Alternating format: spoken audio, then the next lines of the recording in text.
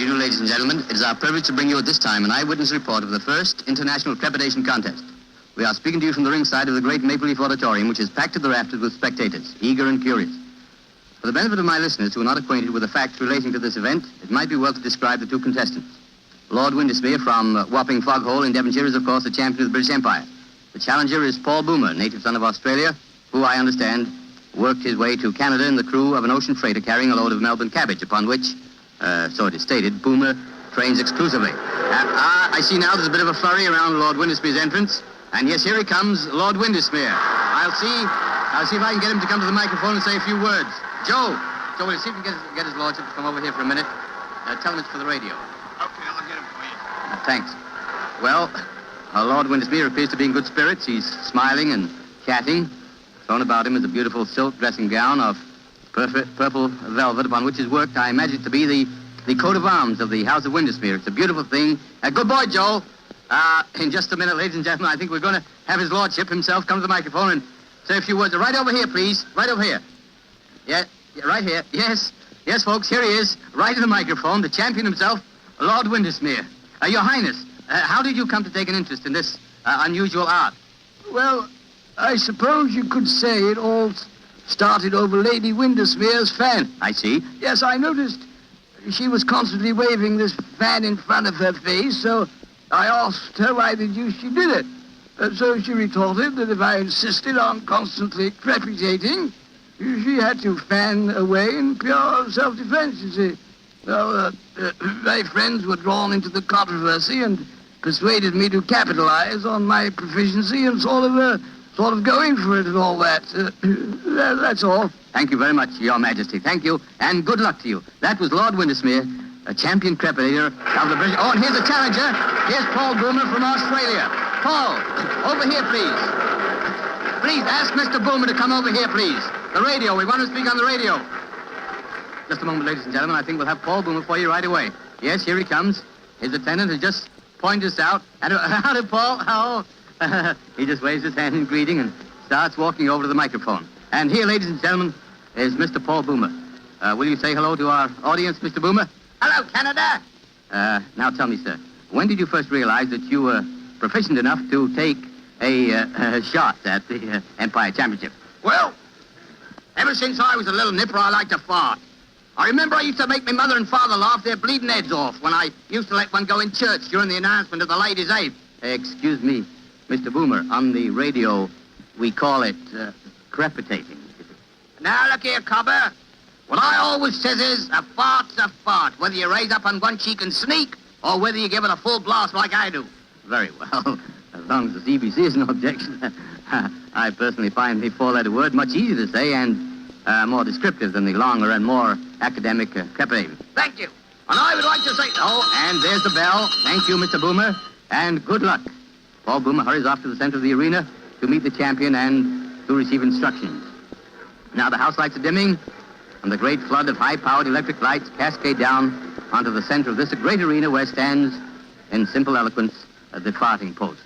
The farting post is about 4 feet high and is decorated with red, white, and blue bunting up to about 9 inches from the top. The bare top section is worn smooth by the grip of many hands in previous contests. And now it appears that Paul Boomer is to be the first at the post. Now, that, I believe, is customary for the challenger to make the first effort. Yes, Paul Boomer takes off his dressing gown and strides to the farting post. He grips it firmly around the top and flexes his knees. The signal to commence has not yet been given, so we may assume that these are just preliminaries. I think I have time to describe Mr. Boomer's outfit. He's stripped from the waist up and wears a tight-fitting trunks of powder blue trimmed with scarlet. These trunks are similar to those worn by wrestlers with one important difference. Excuse me. There's a hole about 6 inches in diameter removed from the seat. This, of course, has been done for obvious reasons. This symmetrical aperture is called the fenêtre de brise, literally translated meaning the zephyr window. Mr. Boomer's fenêtre de brise has a scarlet trim around its perimeter, giving a very provocative air to this genial Australian backside. And there goes the signal to commence. You might have heard it over the microphone, a blast on the medieval Bronx Spiegel, the traditional woodwind instrument associated with this sport for centuries. Now a hush falls on the vast throng as Boomer walks slowly, deliberately to the farting post. He's exuding confidence, and he gives one last all-encompassing grin to the tense audience as he grips the farting post between a pair of hands that look as though they could splinter the post. Now he flexes his knees, much in the manner of a boxer. He seems to be concentrating on the very top of the farthing post. You can hear a pin drop, and here it comes. Oh, a beauty, a beauty. I think it was a triple flutter blast. Yes, that's what the judge signals. A triple flutter blast. That gives him 25 points right off the bat. And another of the same, and another 25 points. That followed by two I beg your pardon, 3 fuzzy farts in rapid succession. It's amazing how this man can change pace and style of offering by a slight, simple shifting of his buttock area. He's still gripping the post in complete concentration. Boomer now has a score of 65. Those last 3 fuzzy farts at 5 points apiece, adding 15 to his previous score. And now here's something coming. A flooper, a perfectly executed flooper. What's that? I'm sorry, ladies and gentlemen. That was a follow-up flooper. The second time in the history of this sport that a follow-up flooper has been achieved in open competition. The only other time, I believe, was during the World Series held in Europe in 1783. During the course of this series, Francois Fouf, the famous French farter, after leaving a follow-up flooper, defeated Sandy McWind, his Scottish opponent, by only 1 bloop and then dropped dead. As you know, since then, in honor of Monsieur Fouf, the bloop had been dropped from open competition. And now the score is 105 for Boomer. Flooper, of course, counts 10 points, but a follow-up flooper, a very difficult maneuver, gives 40 points. Well, this certainly has been a whirlwind session. I think that Paul Boomer is about played out, or blown out, as they say. What am I saying? Yes. And he's not through yet, apparently. Wait a minute, here comes a threep. Oh, a little threep, worth only 2 points and very dangerous. And another threep. Well, not bad. Well, he's certainly putting up a fight. Well, he's certainly putting up a fighting finish. 4 threeps, a very hazardous fart because of the danger of plotching. But giving him 8, a very valuable point. And there he throws up his hands. He throws up his hands as a signal that he's finished. And the crowd gives him a tremendous ovation. He's sitting down, looking a little pale, a little wan perhaps, but smiling happily at the crowd. This man has a definite charm about him that has endeared him to all except the most rabid Windesmere fans. And his result, wait a minute. Oh, Boomer! 123 points!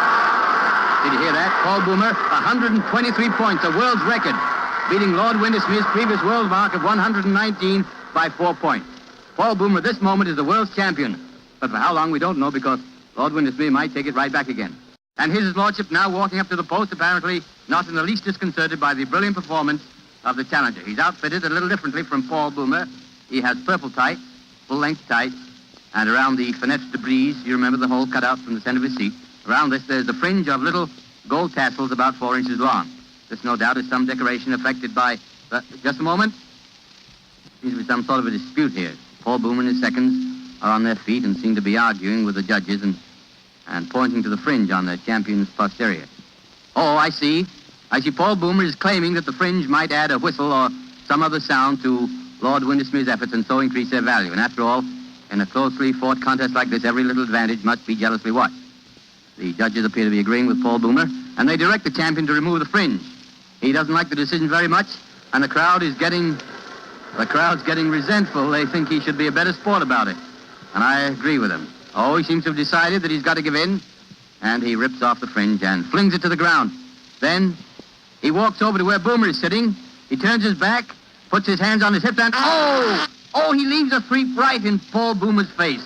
The crowd get a kick out of this. As you know, a threep is a very low scorer, only 2 points, but to throw one away just in a gesture of defiance demonstrates the spirit of dash and recklessness which has made the Englishman the champion that he is. He's smiling disdainfully now as he returns to the center of the arena. He nods to the judge to show he's ready, and hello, what's this? He's not going to use the farting post. Lord Windesmere, the champion, in a final gesture of contempt, scorns the use of the farting post. Well, this is developing into a bit of a grudge contest. He has his hands on his hips, feet apart, knees slightly bent, and a sizzler. His first attempt is, and another one, 2 in a row, and another one, a third. 3 sizzlers in a row, a tremendous effort, 60 points in his first 30 seconds. This time, and 1, 2, 3, 4 fuzzes, 4 fragrant fuzzes in rapid succession. It's a pleasure to see the ease and comfort with which his lordship leaves his fart. Perfect technique. And now his score is 80 points. 80 points in the first 30 seconds at the post. Now he's getting ready again. Hands on hips. A little bit red in the face as he strains to... Oh, something there. Wait a minute. Something's wrong. His attendants run into him. He's in some kind of distress. I see. Yes, the judge's signal. It was a plotcher. Oh, hard luck, your lordship, sir. Hard luck. The champion left a very bad plotcher and will be penalized 15 points. That puts him back to 65 points, 59 short of the 124 he needs to retain his championship. He's all set again and seems to be straining a little more cautiously. And here is...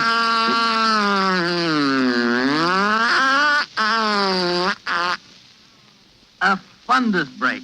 Oh, a beautiful bit of wind-breaking virtuosity. A most difficult part to perform without plotting. This man has wonderful control, and the crowd are really warming up to him. That fundus break counts 30 points, and it takes Lord Windesmere up to 95 points. It's getting very tense now, and here it is. Here is the next one. A trill blow. 10 points, followed by a resounding single flutterblast. I think that is. Wait, yes, the judges proclaim that to be a single flutterblast. A lovely change of pace there. And now the excitement is growing unbearable as the champion takes a step away from the post, and his score is 120, just 3 points short of the Paul Boomer mark, just 3 points short. If he gets one more fuzzy or two small freaks, it's all over for the shouting, and the challenger will have to return to Australia with his shattered hopes. I think everyone's heart aches for Paul Boomer. He's really a great guy, but Windesmere steps up to the post again and looks very confident as he gets ready for the killing. And here it comes, a threep. That's 2 more points. A little small threep was all it was, 2 points, and now it's practically over. Just one more of those little threeps, those little 2-point threeps, and the contest will be over. It seems as though his lordship was deliberately tormenting Boomer by dallying. But Boomer is smiling. It's a forced smile, but he's trying hard. He's sitting there trying hard to take it like the grand sportsman that he is. But he can see defeat standing ready to sweep away his dreams at almost any instant. And now Lord Windesmere steps forward and, hello, he's going to use the farthing post as final evidence, it seems. Flexes his knees. It looks as though he's going to try for a high-scoring effort for a whirlwind finish, perhaps another Sisler.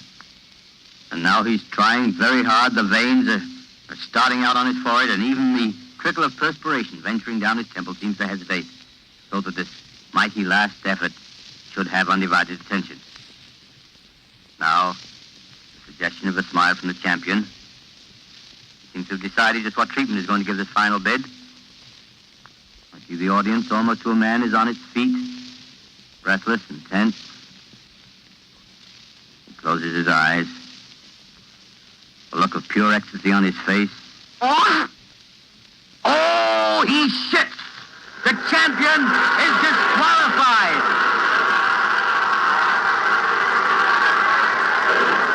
Ladies and gentlemen, as a special service feature, we have brought you direct from the ringside of the Maple Leaf Auditorium a blow-by-blow description of the first trepitation contest held under international auspices.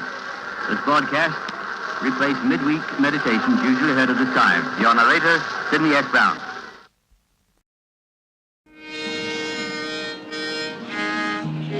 Good evening, ladies and gentlemen. Here we are at Carnegie Hall, where tonight we'll hear the rear-famous Bartsko Badetsky with a full harmonium orchestra. Here's the world-famous Ass Now.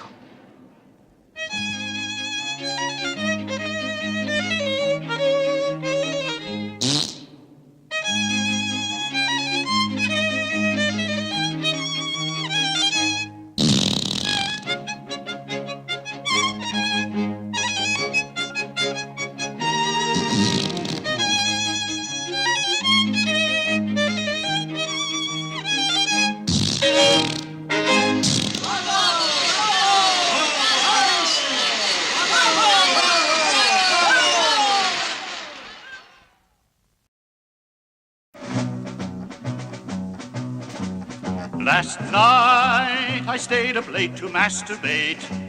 It felt so nice, I did it twice. Last night I stayed up late to masturbate. It felt so good, I knew it would.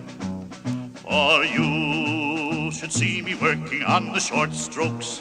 I use my hand. I use my hand. It's really grand. It's really grand. You should see me working on the long strokes. It's really neat. It's really neat. I use my feet. I use my feet. Smash it, mash it, beat it on the floor. Smite it, bite it, ram it through the door. Oh, it's so neat to beat your meat while sitting on the toilet seat. Isn't life divine? Funiculate, funicula.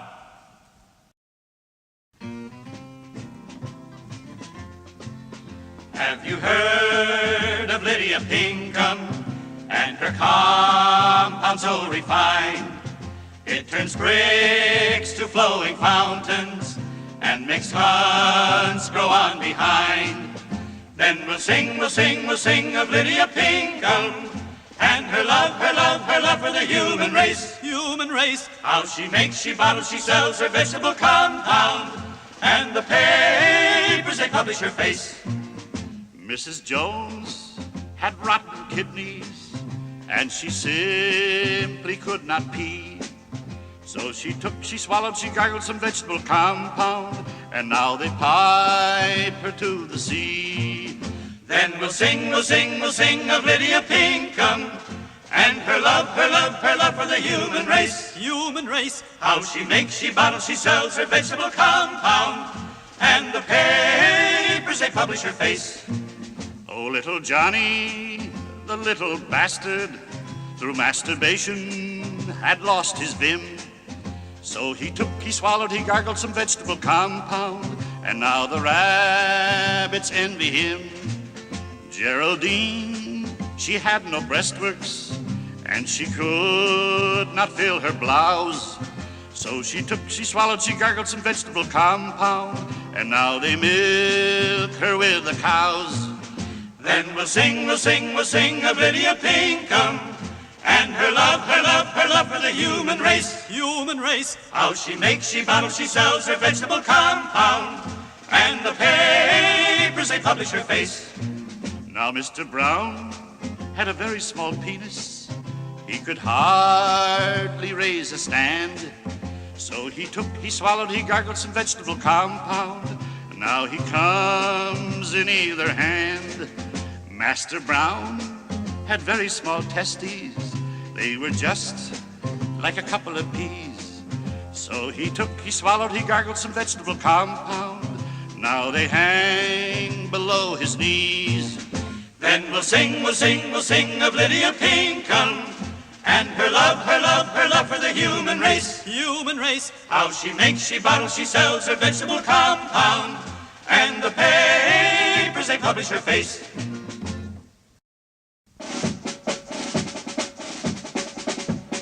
Yankee Doodle went to town and rode a spotted pony. They stuck a feather up his ass and called him macaroni. Yankee Doodle, keep it up, rode a spotted pony. Stuck a feather up his ass and called him macaroni. Yankee Doodle went to sea aboard a cuddy clipper. He filled his ass with broken glass and circumcised the skipper. Yankee Doodle, keep it up, aboard a cuddy clipper. Filled his ass with broken glass and circumcised the skipper. Yankee Doodle went to town upon a load of lasses. He swore he could not see the town for the girls and their big asses. Yankee Doodle, keep it up, on a load of lasses. Swore he could not see the town for the girls and their big asses. Yankee Doodle climbed a tree as high as any steeple, and there he sat the livelong day and pissed all over the people. Yankee Doodle, keep it up, high as any steeple. There he sat the livelong day and pissed all over the people. Some die of drinking whiskey, some die of drinking beer. Some die of diabetes and some of diarrhea. But of all the world's diseases, there's none that can compare with the drip, drip, drip, drip, drip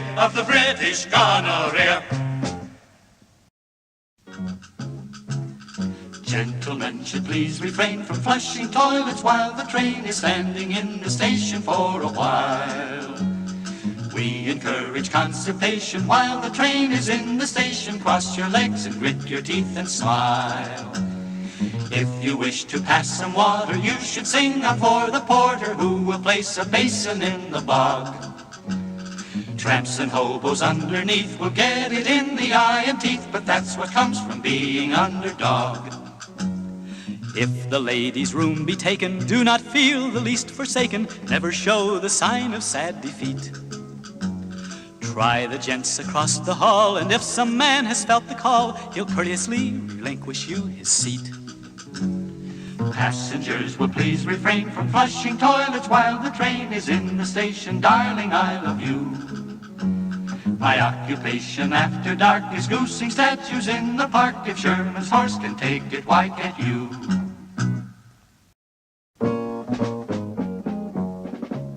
There was a young man of Calcutta who practiced a curious trick. He greased up his asshole with butter and therein inserted his prick.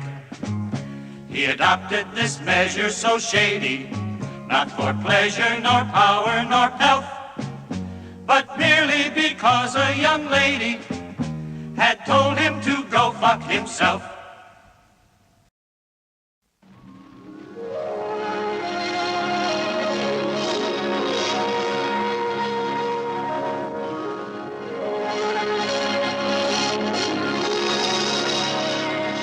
A letter to a teenage daughter.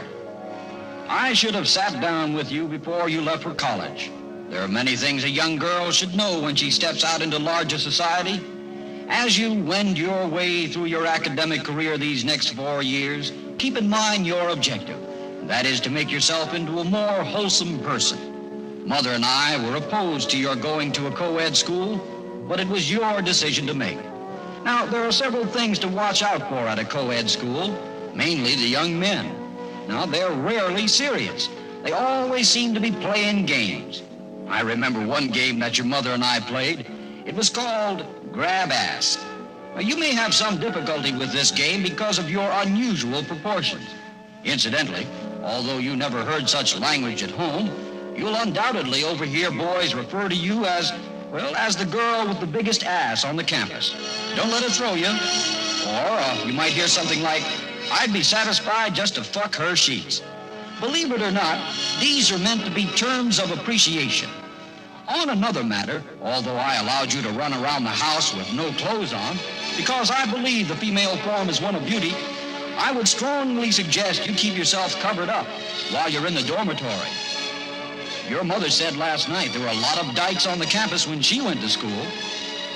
Now, you're going to be going out with boys, and there are certain aspects of the relationship you should be made aware of. Considering the fact that your mother and I have forbidden you to take birth control pills because our Christian Scientist belief does not allow any medication, you could be in some danger when it comes to petting with boys.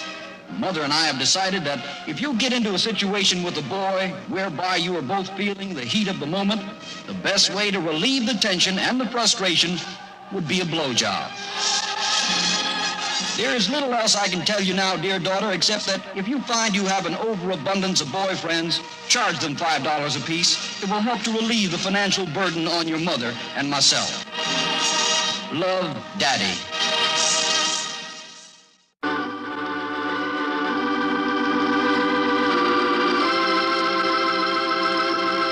Hello there. This is Med Cologne, meeting you here between the bookends.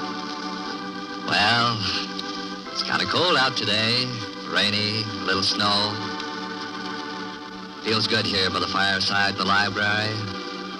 So, won't you come with us as we take this book here from between the bookends, page over to some old favorite poems. Got one here I think you'll like. Came from one of our lady listeners out in Kansas. It's a lovely little thing. She calls it Ode to the Four-Letter Words. And I'll try to find the music here on the keyboard to go with it.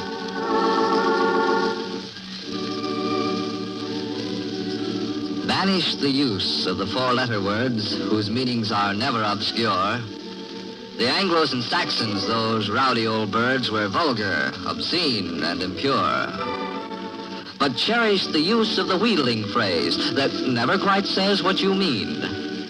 You'd better be known for your hypocrite ways than vulgar, impure, and obscene.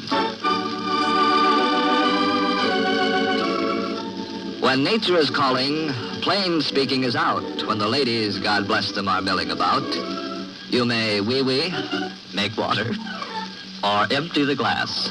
You can powder your nose, even Johnny may pass. Shake the dew off the lily. See a man about a dog. When everyone's soused, it's condensing the fog.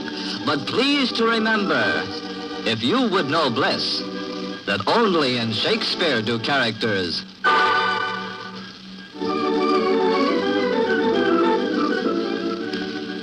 Now, a woman has bosoms, a bust or a breast. Those lily-white swellings that bulge neath her vest. They are towers of ivory or sheaves of new wheat. In a moment of passion, ripe apples to eat. You may speak of her nipples as figures of fire, with hardly a question of rousing her ire. But by Raviel's beard, she will throw several fits, should you speak of them roundly as good honest.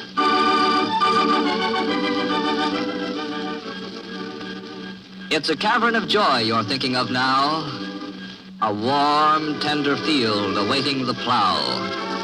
It's a quivering pigeon caressing your hand, or the national anthem that makes us all stand. Or perhaps it's a flower, a grotto, a wall, the hope of the world, or a velvety hall.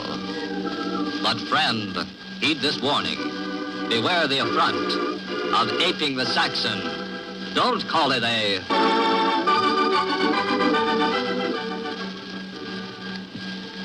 Though a lady repel your advance, she'll be kind, as long as you intimate what's in your mind. You may tell her you're hungry, you need to be swung. You may ask her to see how your etchings are hung. You may mention the ashes that need to be hauled. Put the lid on her saucepan, even Lay's not too bold. But the moment you're forthright, get ready to duck. For the girl isn't born yet who'll stand for let's. So, banish the word that Elizabeth used when she was queen on her throne. The modern maid's virtue is easily bruised by the four-letter words all alone. Let your morals be loose as an alderman's vest if your language is always obscure.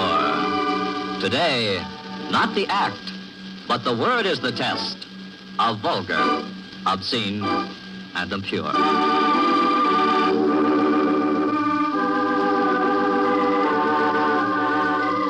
Well, friends, I see the old clock in the wall has just swung around until our time is up for today.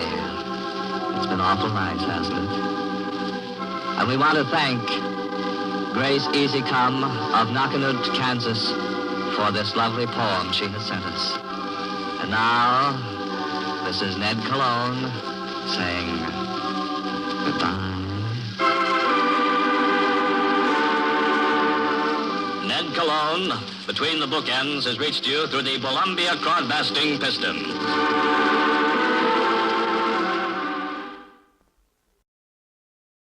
Well, this story is best told some evening when there's a mixed company at your home. And, of course, after everybody's had a few drinks, become a little hilarious. And it reached the point where several in the crowd have told a little bit of a risque story. So you finally speak up and say, well, I know a story, but, yeah, oh, well, everybody says, go ahead and tell it. You say, oh, well, no, this is a little bit, well, go on and tell it. We're all friends, for heaven's sake, so you pull out your handkerchief and start by saying, well, once there was a poor old broken-down whore, and everybody gives you double and triple takes. You go right on. Don't let it stop you. And this old whore was sitting in the parlor in the whorehouse, and she was crying into her handkerchief. And she kept saying to herself, oh, that son of a bitch. Oh, that dirty bastard. One of the young horse came and asked. He says, what the hell's the matter with you? She says, just go away and leave me alone, dear. She says, don't bother me. Oh, that son of a bitch. And finally, they got a little bit fed up with all this, and then the young horse says, well, let's go up and have dinner, and maybe she'll forget about it, whatever it is. So they went upstairs and had dinner, but it didn't help a bit, because all through dinner she cried. Kept saying to herself, oh, that son of a bitch. So finally, then the young horse got mad, and she got up at the end of the table and she said, oh, for Christ's sakes, what is this? She says, what the hell's happened to you? She says, well, dear, I'll tell you. She says, you know, business has been lousy with me all week. And she says, yesterday I went to see a show to kind of cheer myself up. And she says, there was the meanest son of a bitch in there. A guy named Simon Legree. He was just kicking the shit out of an old nigger with a great big goddamn whip. And he said, the poor old black bastard wasn't doing a fucking thing to him. Just beat hell out of him. And then she says there was a little cunt in there by the name of Eliza. Poor little bastard had a baby. And she says this goddamn kid, he's trying to get away from these cocksuckers. And she was running across this ice. And she says the bastard sent these goddamn bloodhounds after, bigger than polo ponies. And they were just snapping and biting on her ass every step of the way across the ice. And so I thought they'd catch the poor little son of a bitch anytime. She says the only one in the show that was any good at all, she says, was a little cunt named Eva. And she says they're hauling that poor little son of a bitch up to heaven on this rope. And she says that goddamn rope broke and she just bust her ass on the stage. She's the goddamnest week I ever had in my life. I thought you said you could play golf. Yeah, I can play it. I can play the game. All right, then what's the first thing you do when you play golf? Well, the first thing you do, you put on a pair of short pants and play like you're a little boy. Oh, nothing of the kind. The first thing you do, you take your club in your hand. Yeah, you take your club in your hand. See? I told you the little boy's game. Be sure you grip it tight so it won't slip. Don't worry, baby. It'll never slip once I get a hold of it. Then you take a stance. Yeah, where are you going to find one? Find what? A Nance. Not a Nance, a stance. Oh. Now, there you are with your stance and your club in your hand. Yeah, there you stand like a Nance with your club in your hand. Oh, by the way, have you any balls? Sure. How many? 2. Only 2? Only 2? How many am I supposed to have? Why, the man I played with yesterday had 4. 4 balls? Uh-huh. Must have been Papa Dion, I guess. Now, you never want to start a game with less than 2 balls. No, why not? Well, you're liable to lose one. Don't tell me I'm liable to lose one. Well, of course. You being a beginner, you're liable to lose both of them. God, I didn't know the game was so rough. Why, golf isn't rough. Oh, no, not very. Just lose a couple of balls, that's all. Well, don't worry about it. Yeah, it's all right for you, but I'll be in a hell of a fix. If you should happen to lose one, you can borrow one from the caddy. Would he loan me one? Oh, of course. If you lose both of them, he'll loan you 2. Say, how many balls this caddy got? How many? Oh, the caddy's got a whole bag full. Yeah? Uh-huh. Hell, he's better off than the guy you played with yesterday, ain't he? All right, now for the rest of the game. Uh-huh. First, you tee off. You what? I said you tee off. Yeah, that's what I thought you said. Now, right here, you stoop down and you make a little pile of dirt. You stoop down and make a little... Right on the golf course? Uh-huh. Maybe I'd better wear my skid chains, huh? Then you take one of your balls and you put it down in this dirt. Yeah, whoa, just a minute there. Want to get all dirty? Well, if it does, you can take it over to the trap and wash it off. Oh, they got a place where you can wash them off, huh? Of course. High-class game, I'll say. It's high class. Then you get a good grip on your club. You get a good grip on your club. And you swing it around your neck. You swing it around. Oh, hell, I'm disqualified. I couldn't play the game. Then you follow through and sock your ball. Ooh. No, listen, I don't think I care for that. Now, when you sock it, you may hook it, slice it, or toss it. Yes, the hell, I'm not going to sock it at all. I'm not going to sock it. And right here's where you want to be careful and stay out of the rough. Why? Because there's where you might lose Oh, one. yeah? Well, that's just the place I'm going to keep out of. And if you lose one, you lose a stroke. You lose a what? You lose a stroke. Is the game over? Well, no. Well, don't worry. I'll make that stroke up. I'll make it up. All right, now you're back on the fairway. No more dirt. No. You take your niblick and you drive it up on the green. On the what? On the green. You know what the green is. Yeah, that's that stuff they put around fish. Oh, no. The green is a little soft, smooth, mossy patch. Little soft, smooth, mossy patch? Uh-huh, with a hole in the center. Yeah, now I know what you're talking about. Yeah, go ahead. Now, you're trying to get your ball in that hole. Yeah, whoa, just a minute. Suppose I get it in there and can't get it out. Well, there's no danger of that. You just reach in and get it out. Reach in? Uh-huh. Say, how big is this hole? How big is it? Oh, about as big as your hat. Wow. I got to be careful I don't slip and fall in that myself, you know it. Well, that's the way you play golf. Yeah, how many of these things do you play? How many? Oh, about 18 holes a day. Oh, hell, I'll be lucky if I make one hole in 18 days. Well, that's the game. Take out your niblick and we'll go over on the first green and try it out. Right here on the golf course? Why, certainly. No, sir, not Oh, you me. got to learn again.